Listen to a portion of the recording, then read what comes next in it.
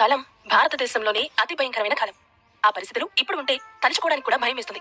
సాధారణ ప్రజలు, సాధువులు కూడా భగవంతుడా, ఈ పరిస్థితుల నుండి మమ్మల్ని కాపాడండి అని అడుగుతున్నారు. వివాహమై భర్తతో పాటు బయలుదేరిన భార్య అత్తవారింటికి క్షేమంగా చేరుతుందనే నమ్మకం లేదు.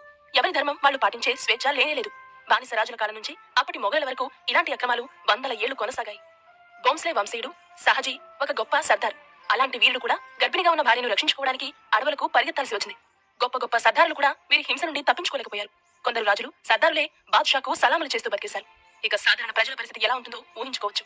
భారతదేశంపై దండెత్తిన మొఘల రాజులతో యుద్ధం చేసి అందరూ చేతులెత్తేశారు. అందరూ ఇలా ఓడిపోవడంతో ఇక హిందూ మతం ఇక్కడితో గాల్లో కలిసిపోయినట్టే అని అందరూ అనుకున్నారు. ప్రజలు కాపాడమంటూ ప్రతిరోజు వేడుకునేవారు. సరిగ్గా అలాంటి పరిస్థితిలో ఒకరు వచ్చారు. కటిక చీకటి నుండి నిప్పు కనికలా అతను దూసుకొచ్చాడు. మొఘల్ రాజులతో విరోచితంగా పోరాడి వాళ్ళ దాడిని తిప్పికొట్టి నిరాశతో నిండిన ప్రజల మనసులో ఆశ చిగురించేలా చేసిన ఈ యువకుడు ఎవరు? గెరిల్లా యుద్ధాన్ని తొలిసారిగా ప్రపంచానికి పరిచయం చేసి శత్రువులకు వణుకు పుట్టే యుద్ధాన్ని చేసింది ఎవరు? మొఘలుల దాడుల నుంచి హిందూ మతాన్ని రక్షించిన ఘనత ఆ మరాఠా యోధుడికే దక్కుతుంది. 17వ సంవత్సరంలోనే యుద్ధ భూమిలోకి అడుగుపెట్టి మరాఠా సామ్రాజ్యానికి నాంది పలికిన ఈ వీరుడెవరో మీరు చెప్పగలరా? మీకు ఖచ్చితంగా తెలిసే ఉంటుంది. ఎందుకంటే మరాఠా అనే పేరు వినగానే ప్రతి ఒక్కరి మనసులో వినిపించే పేరు అతనిదే. అతనే ఛత్రపతి శివాజీ మహారాజ్. భారతదేశ చరిత్రలో సువర్ణాక్షరాలతో లిఖించిన పేరు.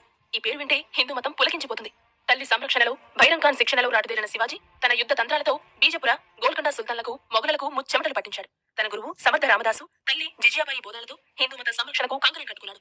దురాక్రమణ చేసే ముస్లిం రాజులను శివాజీ వ్యతిరేకించిన తన రాజ్యంలో మాత్రం అందరినీ ఒకేలా చూసేవారు. ఏ మతం వారైనా సరే తన వారి అన్నట్టుగా ఉండేవారు. ఒక మతం నుండి ఇంకో మతంలోకి మారిన వారిని ఎన్నడూ తక్కువగా చూడలేదు.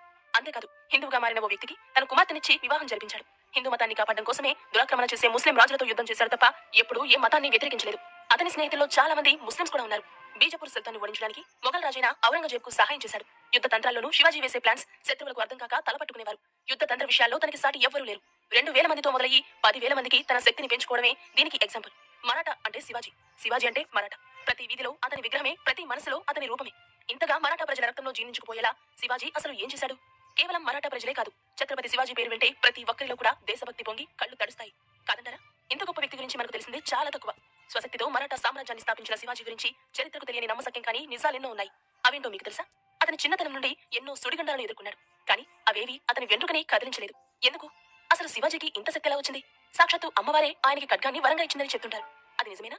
ఛత్రపతి శివాజీ మహారాజ్ గురించి ఎన్నో ఆసక్తికరమైన విషయాలు తెలుసుకోవడానికి